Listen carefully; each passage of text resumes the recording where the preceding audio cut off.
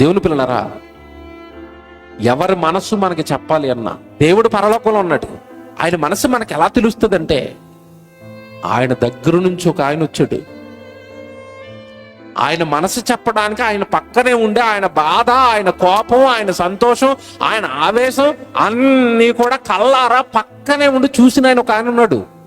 ఎవరి గురించి తెలియాలన్నా పక్కన ఒకడు ఉంటాడు. పరలోకంలో ఉన్న కన్న తండ్రి గురించి తెలియాలి అంటే పక్కనే, ఈ సృష్టి పుట్టినది మొదలుకొని మనుషులు పుట్టక ముందు నుంచి కూడా ఒక ఆయన పరలోకంలో ఉన్న కన్న తండ్రి రొమ్మున ఆనుకొని ఉన్నాడు. ఆయనే యేసుక్రీస్తు. ఆయన ఈ లోకానికి వచ్చాడు.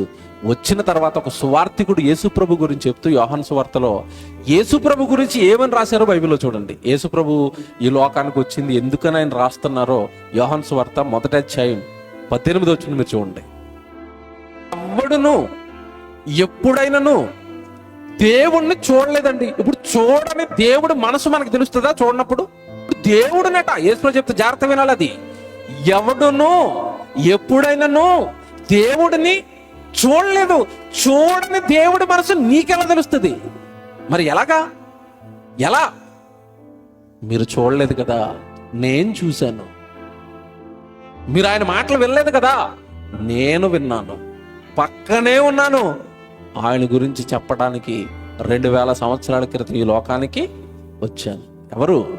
యేసుక్రీస్తు.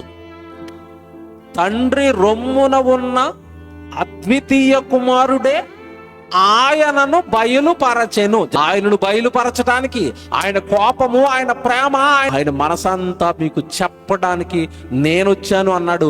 యేసుక్రీస్తుల వారు వచ్చి ఈ లోకానికి దేవుడి గురించి చెప్పకపోతే అసలు దేవుడి మనసేంటో ఈ లోకానికి తెలీదు.